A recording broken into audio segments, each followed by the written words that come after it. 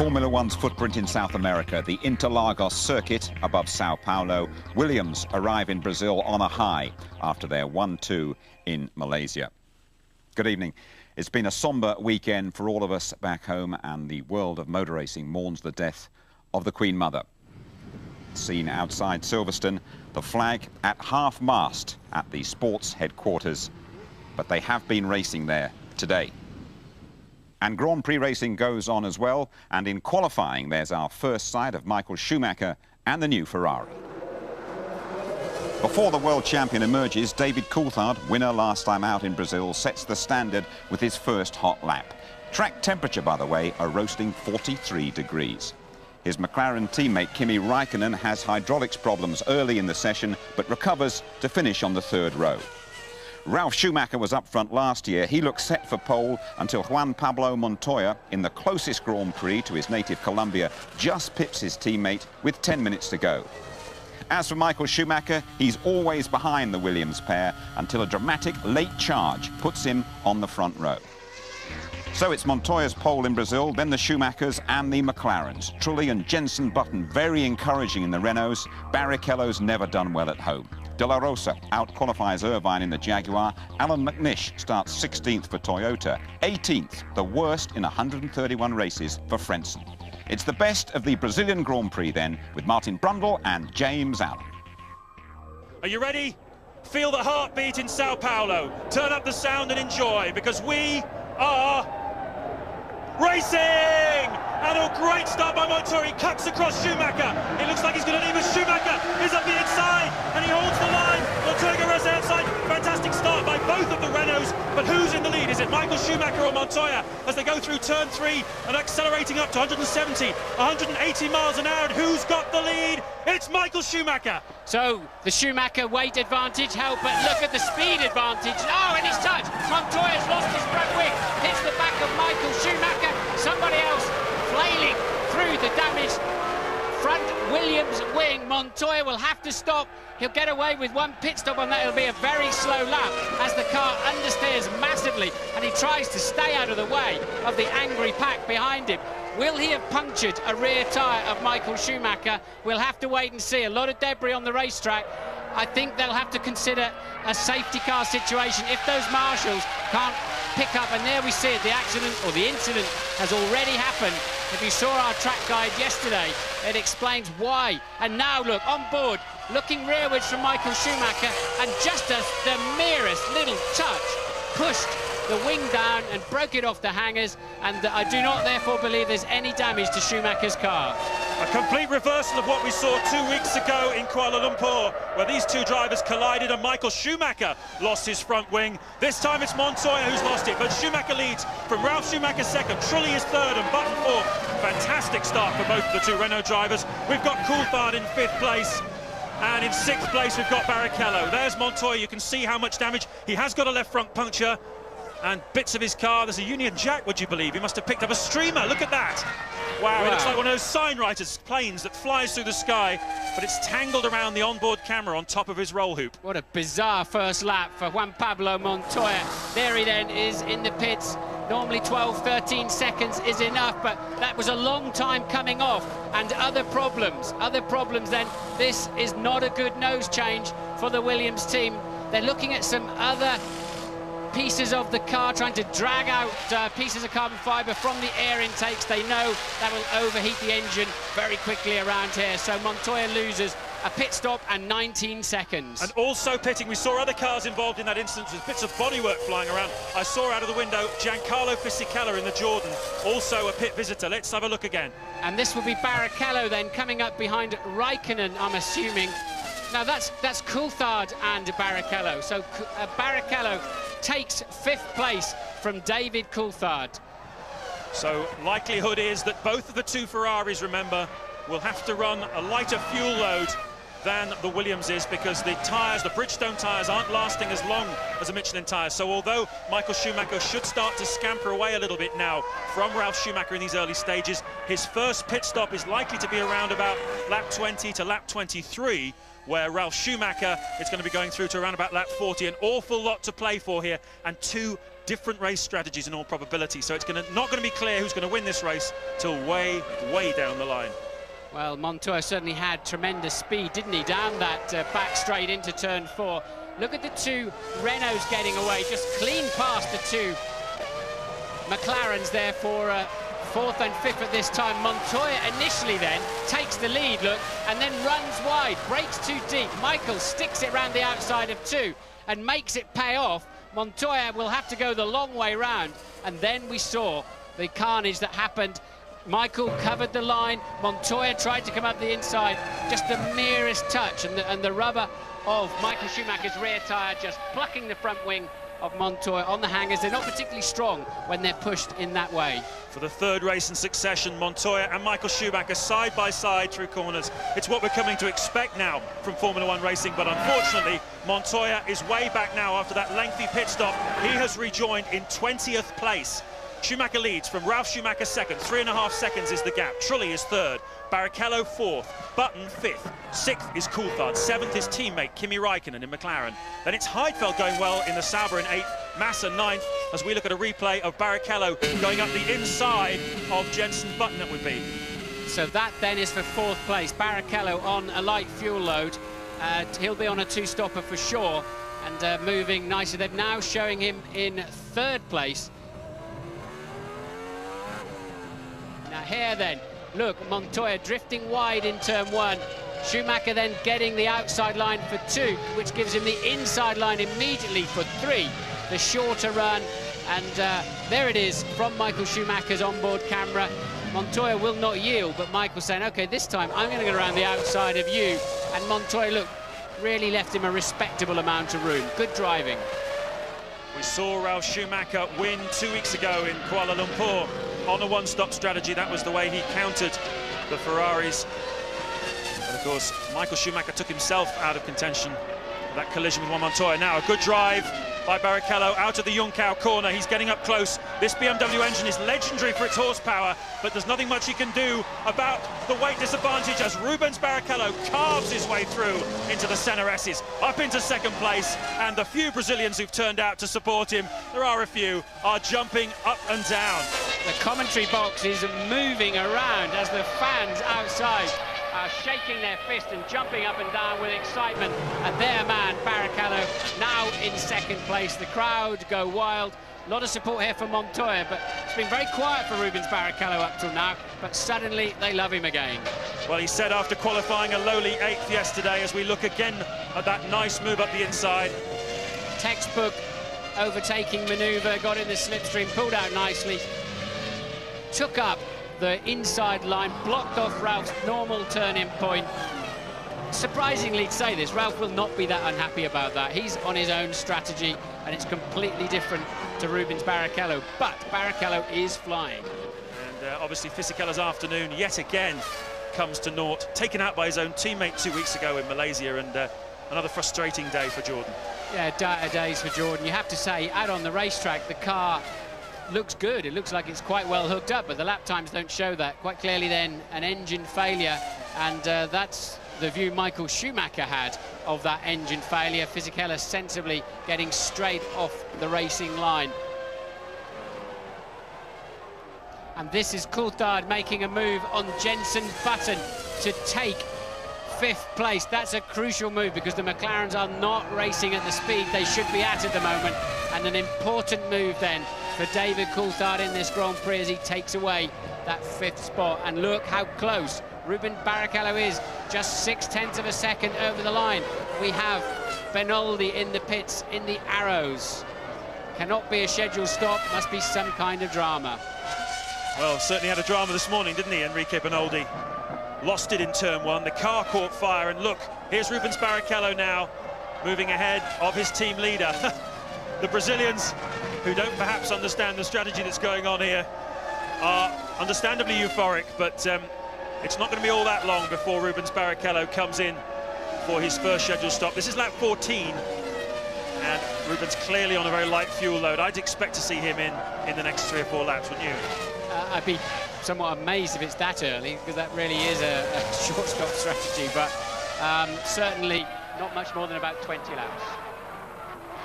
Here it is again. And Michael just easing out. He won't get off the racing line. He's going to make Rubens go the long way round, but it's fair enough. Just get out of it and let him get in front long before the braking zone. Here it is from on board Rubens Barrichello. It is not that easy often to pass Michael Schumacher, is it? 20 runners then. We've lost Bernaldi in the Arrows. He's retired into the pit lane. We don't know why yet. Whoa! And Fisichella... Look at this, when it's slowing down. Barrichello is slowing down, he has a problem. Michael Schumacher dives through into the lead, and would you believe it? The Sao Paulo jinx has hit Rubens Barrichello once again. 7 times in a row he has retired from this race, and this looks like number 8. Oh dear, oh dear, oh dear. The Brazilians in front of us have got their heads in their hands, and so has poor old Rubinho. He cannot get a break at this track.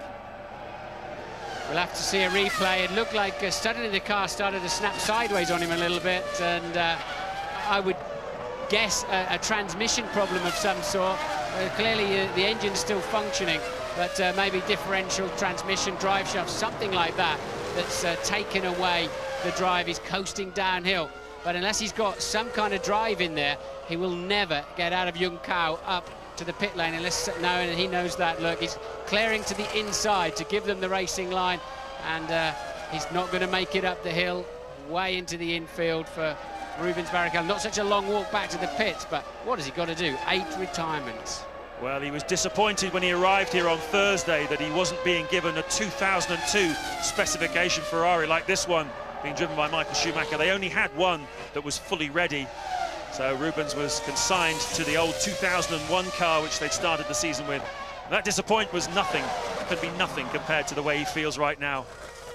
I don't know what the Brazilian for what he's feeling is now, but I wouldn't want a translation of what he's muttering inside that helmet. Yeah, I think he just lost drive completely, James, and that's what made him have a bit of a sideways moment. That's why it's almost like switching the engine off if suddenly you lose drive like that. So Schumacher regains the lead. He's now just 8 seconds ahead of his brother, and they're lapping at virtually identical times. Whoa! And Michael locked to left front and somehow kept it all together. He spun there in qualifying with a very similar incident where it just anti-locked on him and threw him off the road to the right-hand side. But Schumacher then, with a major braking drama that he managed to recover. But there's a spinner. It's one of the Minardi Asia Techs. It's Alex Young, I believe. Yes, indeed it is.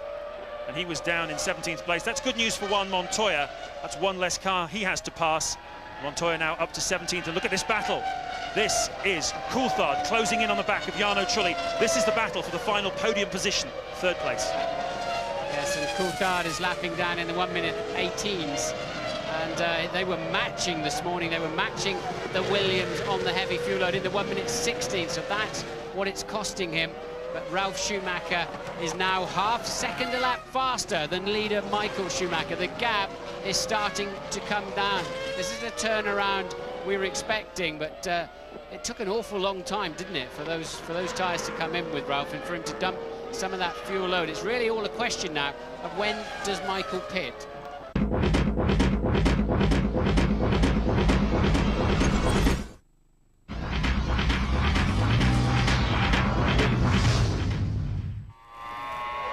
On board with Michael Schumacher in Laranca, about 55 miles an hour. Look how quickly we get into turn 8 and a short squirt up the hill, and he will let it go to the outside, get the nose in early, and instead working quite hard at the steering wheel there. I was surprised. Michael, the car automatically changing its gears through Megulo up to Juncao, about 70 miles an hour now, and traffic ahead of him. Let's see if he can catch that car. The car in front always on the throttle before you, and you get a concertina effect. Feels like he's pulling away from you initially. Michael will not be anywhere near passing into turn 1, but the car in front will be seeing blue flags quite quickly. That's Takuma Sato in the sole remaining Jordan, coming in for his first stop. This is lap 29, so these are the 2 stoppers who've left it quite late.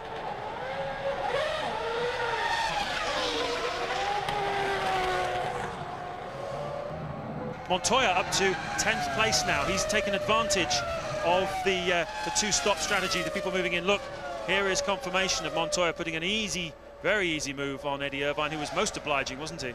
He was, but Montoya had the line, didn't he? There's nothing Eddie could do about that. So that then is Montoya into the top 10. Eddie Irvine back to 11th. And you'll see Jenson Button there, the third of those 4 cars. They're beginning to home in on the back of Trulli and Coulthard. Coulthard's problem is, with the dirty air in the slipstream, he will always have to cope with a bit of understeer, the front pushing wide, therefore you hesitate on the throttle pedal, and that's not good news when you want to pass the man in front of you. You need to be on the throttle a bit before him, not a bit after. Then you've got to rely on the slipstream thereafter to suck you into the vacuum and give you a chance of a stab down the inside into turn 1. A bit like formation dancing this, isn't it? 2 Renaults, 2 McLarens, but here's Montoya. That's Montoya taking another Jaguar on the next lap, so Montoya will be up into 9th place then. He's past De La Rosa. Lap 35 here at Interlagos, Brazil. That's your race leader, Michael Schumacher. He's just set the fastest lap of the race so far, 1 minute 16.501, and that probably means that he's winding himself up for a pit stop. There's a little bit more activity now outside the Ferrari garage than we've seen in recent laps, just starting to check the air bottles, make sure the pit equipment is in exactly the right place. He's currently 5.9 seconds ahead of his brother Ralph in the BMW Williams. We've got 36 laps of this race to go, and Michael Schumacher, whatever he does, is going to switch.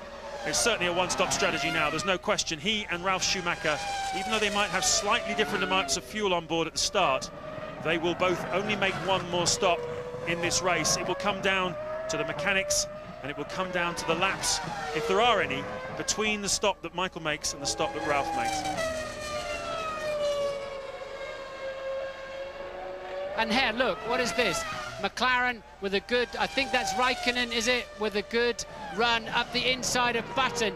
And finally then, Raikkonen makes it stick and takes over 5th place.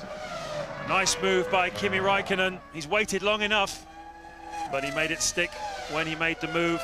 And more activity now down at the Ferrari garage. Michael Schumacher putting in fastest lap after fastest lap. This is what he's really good at, isn't it? Getting out the front and just putting the hammer down. Ross Brawn, the technical director at Ferrari, also the man behind all the strategies for the team. He'll be talking in his ear, telling him how much he wants him to extend himself in these laps before the pit stop. Sam Michael down at Williams will be doing the same thing for Ralf Schumacher, keeping him abreast of his brother's progress, telling him what he needs to do in order to keep in contention.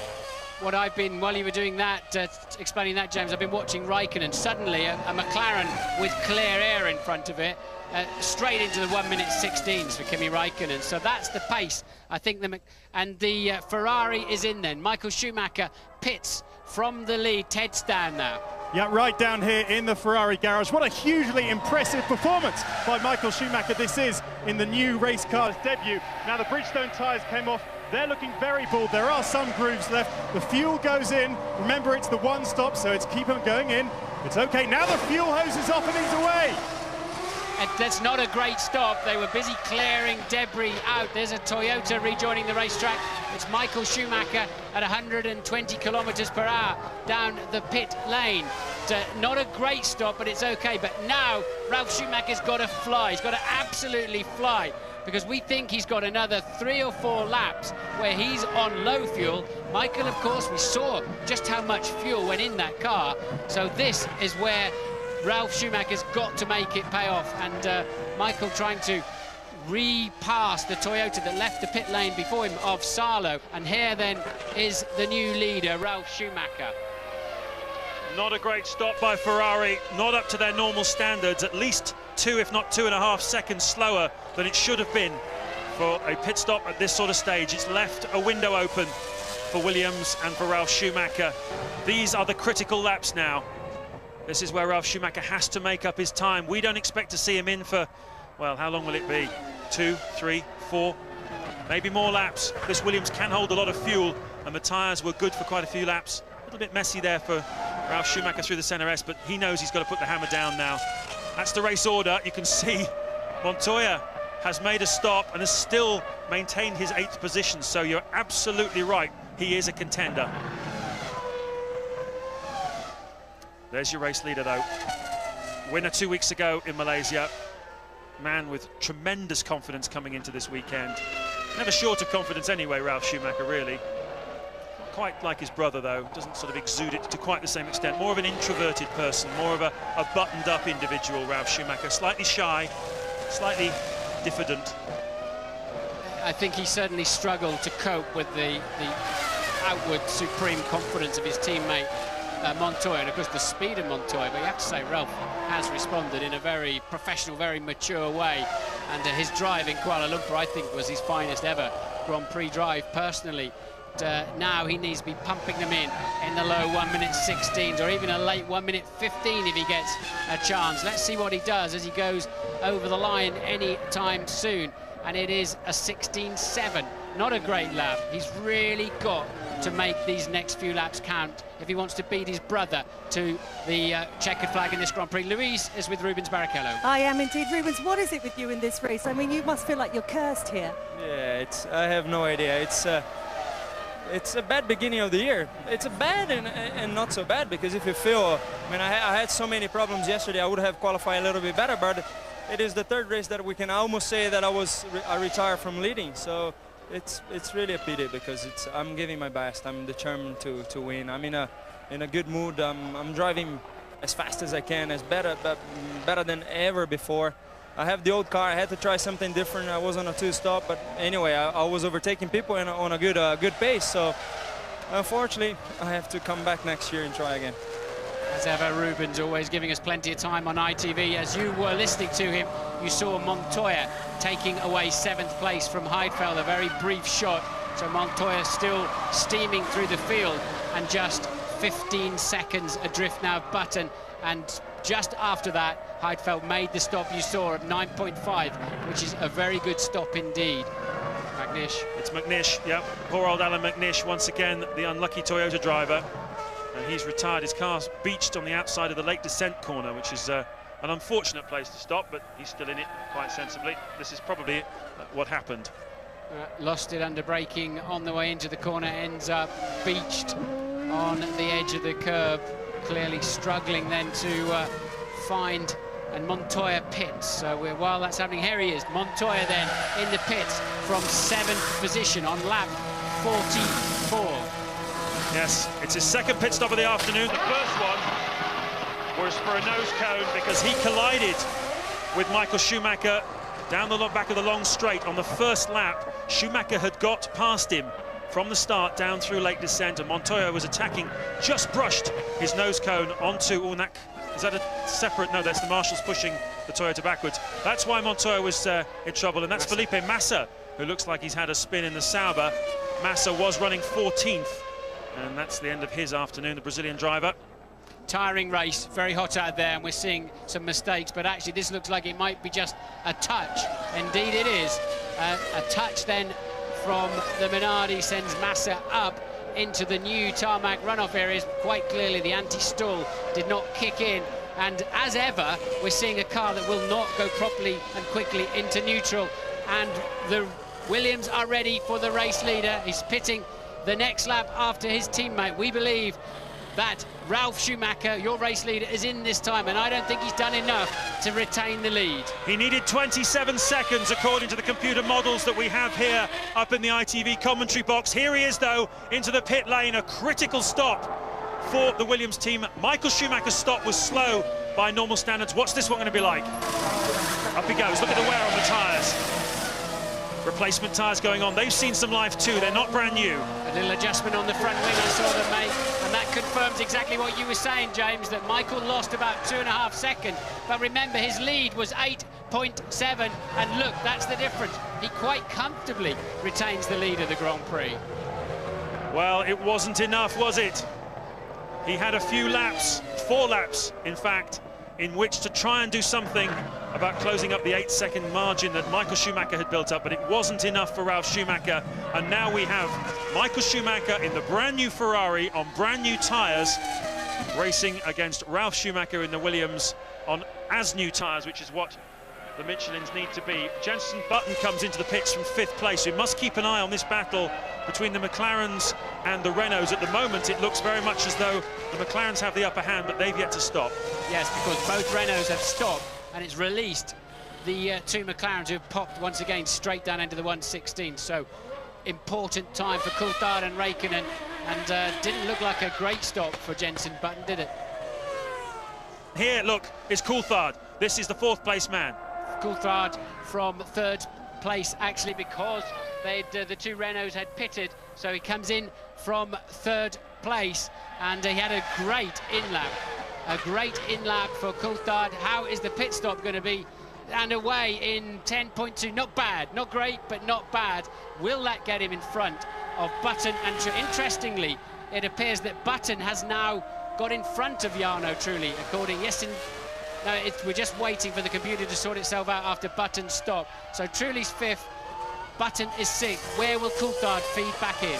Indeed, and what about Kimi Räikkönen as well, because he moved up to 3rd as David Coulthard peeled off into the pit lane, dropping Coulthard down into 4th place. So it's Schumacher 1st, Michael, 2nd is Ralf Schumacher, 3rd Kimi Räikkönen, 4th David Coulthard, 5th Jarno Trulli, and 6th Jenson Button. That was the order before it all shook out with these pit stops. What will it be when the computer puts itself right in a second as they all come across the start-finish line to begin their 48th lap?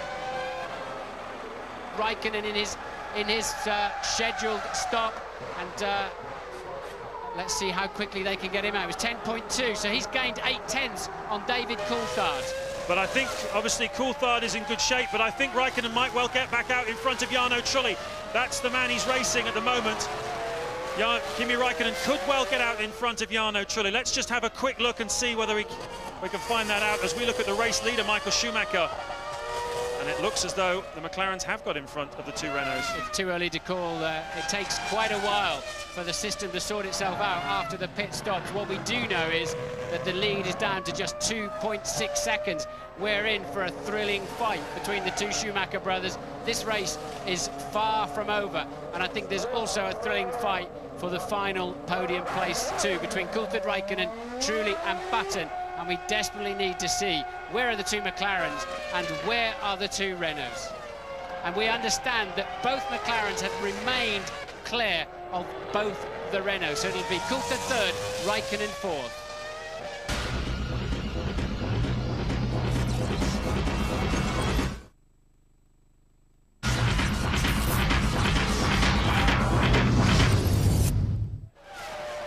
Lap 55 of the Brazilian Grand Prix, 1.3 seconds the gap on the stopwatch, but we're not really thinking about stopwatches anymore.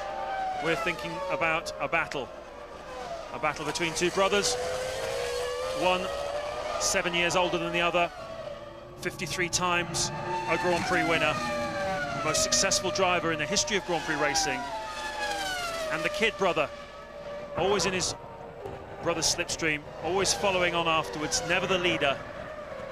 There's one runner in the top 10 on Bridgestones, and he's leading the race. That's 3rd place man Coulthard.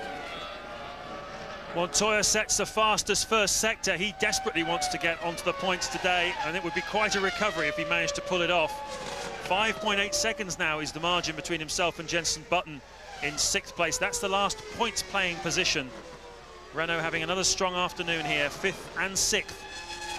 Just in front of them, the two McLarens. That would be what they would have hoped for. No more than that, really, going into this weekend's race. A little bit more competitive from McLaren than we've seen in the first two races, but they've still got some serious work to do if they want to race Ferrari and Williams for this championship, haven't they? I think they have, although their pace is now decent. I thought I saw a smoky Renault, and I did see a smoky Renault. It is Jarno Trulli. His engine let go just as he was heading past our commentary box window, and parked in a slightly precarious position, and there it goes, just in the corner of your screen, and puts it out there, quite a long way out there then into that new tarmac runoff zone, but it's still very much in the line of fire if anybody goes off. Here's the lead battle, now back down to 8/10. So yet another driver who has yet to finish a Grand Prix this season, Jarno Trulli, and look how unhappy he is about that after all that hard work. Michael Schumacher, 0.8 of a second ahead of his brother. 3rd is Coulthard, 4th Räikkönen, 5th Trulli. No, he's not, he's out. 5th Button, and 6th now, Juan Pablo Montoya. Entertainment, excitement, drama, all synonyms for Formula One, and we're going to get some of it now, because Ralf Schumacher is just 0.6 of a second last time by, but you can measure it. It's less than a couple of car lengths now, and he gets a good drive out of the Junckau corner. This is the battle not only for the lead of this Grand Prix, but also for the lead of the World Championship. And Ralf Schumacher has never been in that position before. Michael's been there for the last 26 races. 23 races. Is today going to be the day he relinquishes it? The trouble is, as soon as Ralf gets within that dirty air zone, his progress just halts, and he just can't make the difference. Nick Heidfeld sadly has dropped out of the race. He was running around 9. That puts Irvine up. Irvine now up into 8th place. Ralf working overtime on the steering wheel. This is amazing. Imagine being Mr. and Mrs. Schumacher at the moment, Mum and Dad Schumacher. I wonder what they're thinking watching this on the TV. Never mind what they're thinking. Think about Willie Weber, their manager. He's just seeing dollar signs clicking up in front of his eyes like a cartoon character, isn't he? This is exactly what he, the Schumacher family, and let's face it, the whole of Germany wants to see, not to mention the rest of the world as well. These two are terrific racing drivers, and they're going at it hammer and tongs for our delectation here at Interlagos. Ted, what can you tell us? There's a real element here of Michael having to nurse this new car. Remember that all weekend, Ferrari have been concerned with the cooling of their car. And I can tell you that when Michael came in for his pit stop, there were huge plumes of smoke coming out of the front disc brakes. So watch out for that as this race reaches its climax. I think that's why they spent that extra 2 seconds during his pit stop to clear the debris out of the side pod. We saw them pulling the rubbish out of the side pods. That was a cutaway to David Coulthard, who's running in what is now a strong 3rd place. It's 4.3 seconds ahead of Raikkonen. Button up to 5th after Trulli's engine failure in the sister Renault, and Montoya, of course, in 6th place then for 1 World Championship point, still quickly homing in on Jenson Button. I think Button's going to do well to defend that 5th place in the final stages of this Grand Prix. Yes, there's a few laps left. You can also think about Raikkonen. Juan Montoya, he might even get 4th place if he's feeling particularly aggressive and monster-like at the end of this Grand Prix. So some great racing hopefully to look forward to. Ralf Schumacher still thinking about his brother running in 2nd place. Just to give you an indication of the difference in pace between the front runners, the front 2, and the McLaren and Renault battle. David Coulthard is 57 seconds behind the race leader, and that is almost a second a lap over the course of this race distance. I'm sure McLaren will explain that as being held up by Renault, and there's no doubt that they were held up by Renault, but still a lot of work to be done by McLaren if they want to race the front 2. I think they'll be moderately pleased, though, to get, providing it happens, get 2 cars to the end of the race up there in 3rd and 4th place. Reliability's been an issue, and I don't think they've had a particularly easy weekend in some respects, but at the moment all looks good for 3rd and 4th, but there's some 57 seconds behind this man, Ralf Schumacher, who maintains just a few tenths, but he just can't get in the zone, can he? Now, Frank Williams was asked yesterday evening what factor he thought would be the deciding one in the outcome of this year's championship. Would it be the tyres, he was asked, and he thought that the tyres would be important, but more important than that would be reliability. And the only car out of the top 3 teams that will not, so far, has retired is Rubens Barrichello in a Ferrari with hydraulic failure. So some question marks at Ferrari, but at the moment, both Williamses are still running, and both McLarens are still running. And the battle for the lead then coming through to complete lap 67 of a 71-lap race. Bit ironic, isn't it? The new Ferrari seems reliable, and the well-used one let them down. Ross Brawn said to me that he was not 100% confident about the reliability because they've had not enough time. Obviously, this car's never raced before, and they've only tested it in cool conditions. So Ross had some reservations, but said we had to bring the car. You know, if we'd have won Malaysia easily, it would have been a different decision. But we had to bring the new car here. But at the moment, it's looking 100% perfect, isn't it? It is indeed. The question marks that existed about it mainly revolved around the gearbox. It's got a revolutionary gearbox, this thing. You can see how low it is at the back, how low the engine cover is. It really does taper away very beautifully at the back. Aerodynamically, it's a very nice piece of work. All the other team's engineers are most envious of the way they've managed to sculpt the back of this Ferrari. You can see there's a lovely shot of it. Look how narrow it is at the back. and they've got a tiny little gearbox that's made out of titanium. Theoretically, or we're told, it can change gears faster than the other cars. That's where, well, part of the way it's quicker, because the driver's lost for less time, if you like. It's got a whole host of radical new technical features on it. But as you said a few minutes ago, no one really expected this car to be racing at the front in the closing stages of this Grand Prix, mainly for tyre reasons, but somehow Michael Schumacher has managed to hold the gap. And are we going to see a move this afternoon by Ralf Schumacher? Is he going to feel bold? Is the temptation to lead this World Championship for the first time going to become too great for him, or is he going to take the safe option and just follow his brother home? What's this? What's this smoke? It's a McLaren. Is that Raikkonen? I think it is Raikkonen, is it not? Yes, it is. Raikkonen braking too late into turn 4. It seems, oh, lucky that didn't roll over. I think he's damaged his right. Yes, he has broken the right rear suspension. He is quite obviously going to be out of the Grand Prix, even if he gets out of the gravel trap. So Kimi Raikkonen looks like he lost the back end under braking.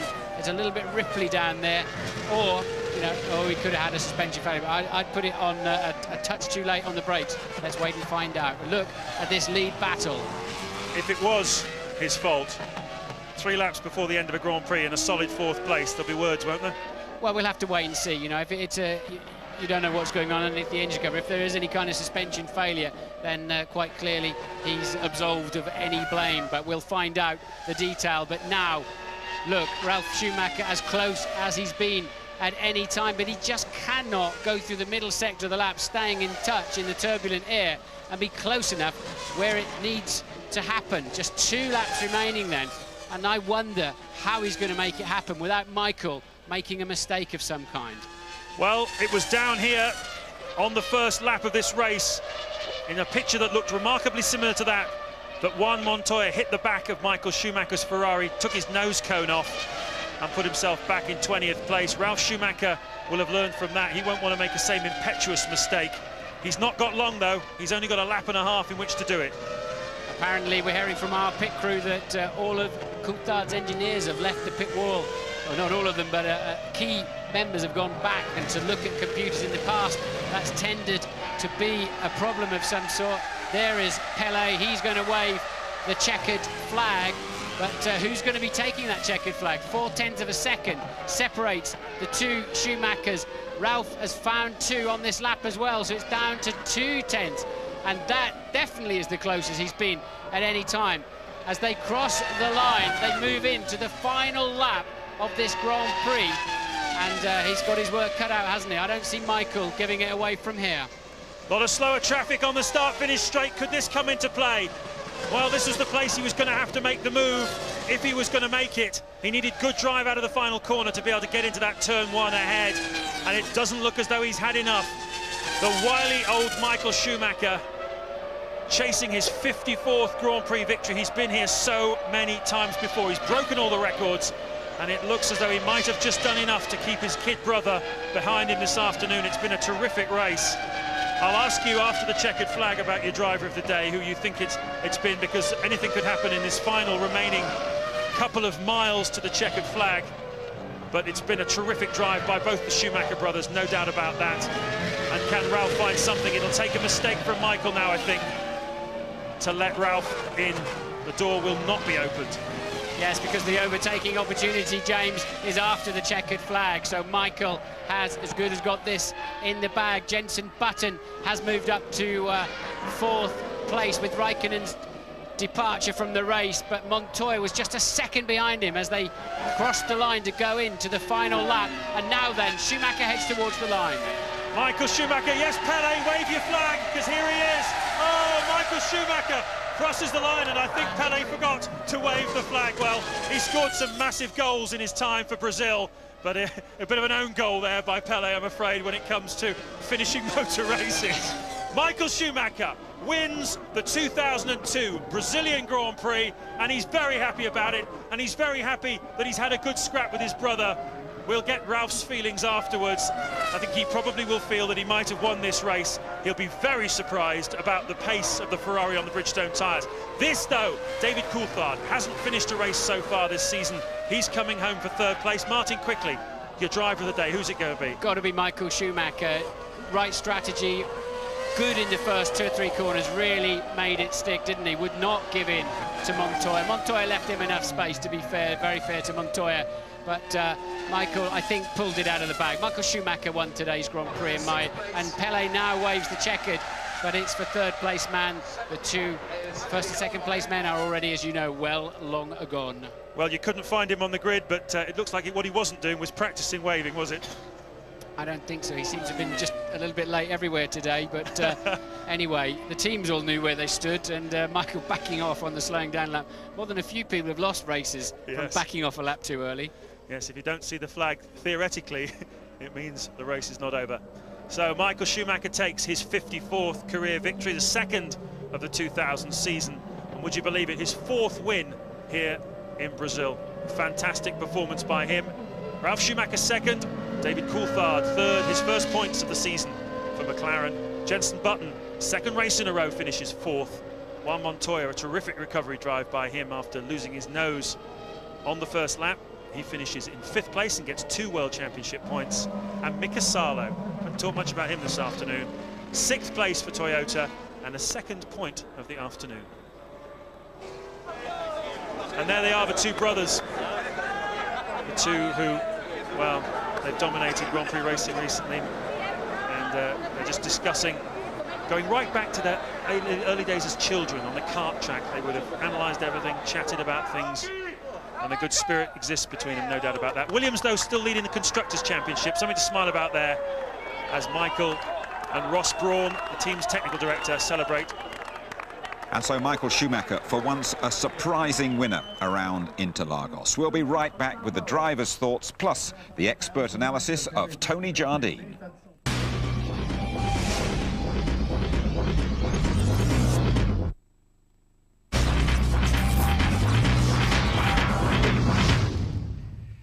So then, win in Brazil, you go on to win the championship. That's been the trend anyway. And Michael Schumacher, top man once again in Brazil.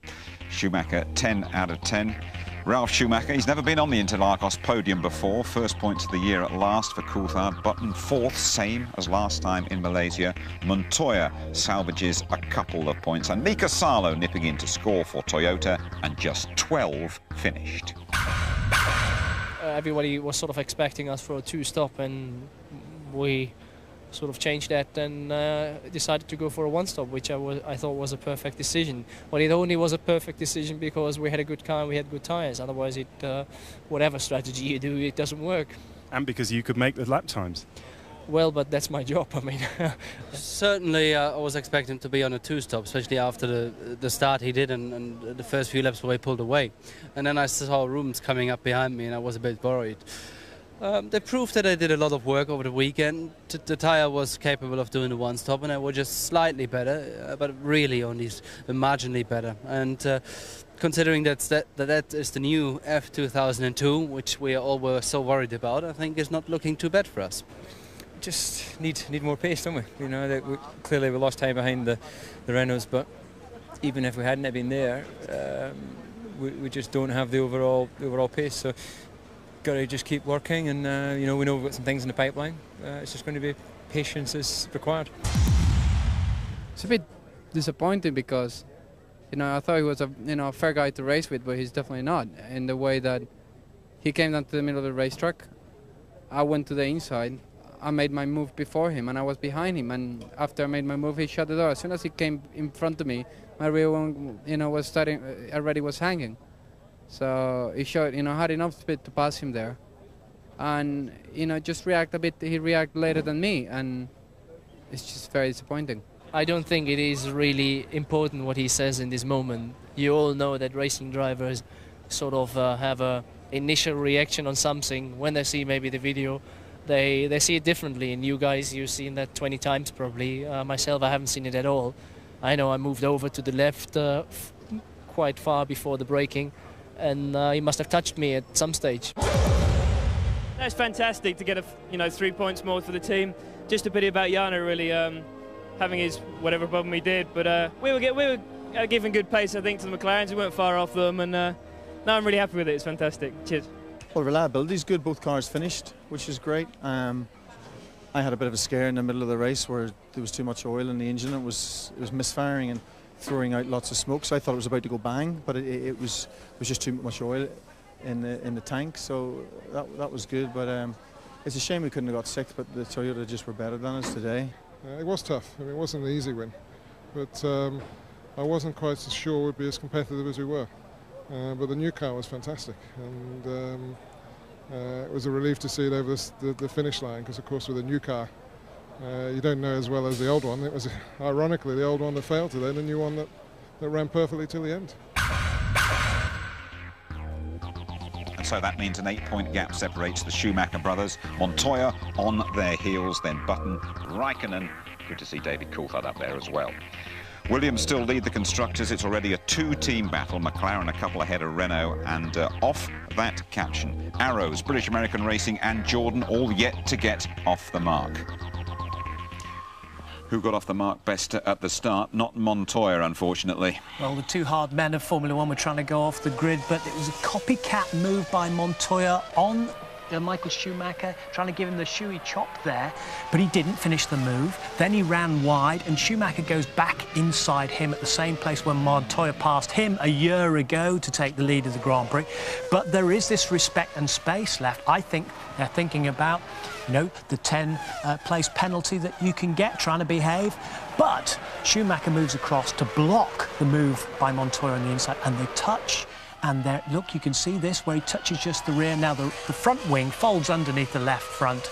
Air goes out of the tyre. Montoya goes to the back of the field. Did so well to recover from that. What did you make of the Renault-McLaren scrap involving Jenson Button and David Coulthard? One, it was the battle of the Brits, and two, it's the battle of the manufacturers, because Renault have said our next target is McLaren-Mercedes. Not today it wasn't, despite their resurgent form. Reliability was what McLaren were looking for, and this was David Coulthard going inside Jenson Button to take 5th place at the time, but they ended up Coulthard 3rd. Button 4th, tremendous, but Button's ahead of him in the championship standings. Crucial pit stop for Michael Schumacher. He went 39 laps, and they had to get all sorts of rubbish out of it. They did. Now, just look at the man on the radio there. He's furrowing away there. He's digging deep into the radio. He's still working while the fuel nozzle man is still putting in that fuel. Quite a long stop by Ferrari standards, so clearly a lot in there, clearly some higher temperatures. In the meantime, Ralph has been out and gone into the lead for 4 laps, tried to get his hammer down, come in for his pit stop. Was it enough? 9.4, looking good at that moment. Then the camera showed us Michael Schumacher coming past his brother, retaking the lead of the Brazilian Grand Prix. And then it was the brothers in that grim fight to the finish. Is it up there? I mean, can Ralph ever look to get past Michael? He's got to try and do that, Jim, but you've got to remember his older brother is his mentor, his teacher, and everything. It's very, very difficult. You see here, he chased him, he harried him, he got caught behind the slipstream of this efficient, beautiful new Ferrari, which wins, maiden win for Ferrari like this. Ralph's got a hope, you know, there's Pele. The race finishing? Oh, there they go. There they go. He was chatting to the blokes behind. It doesn't matter. What a great race he saw, and what a great race for the Brazilians. Ralph's got to have a good go in San Marino in 2 weeks' time. And that is where we go as well, of course, to Imola for the San Marino Grand Prix, qualifying live on the Saturday from 11:30, pre-race show from just after midday on the Sunday, and highlights at 11:45. And Michael Schumacher leading the pack as Ferrari head for home territory. Ralph didn't quite manage it today in Brazil, but don't forget he won last time out at Imola. Good night.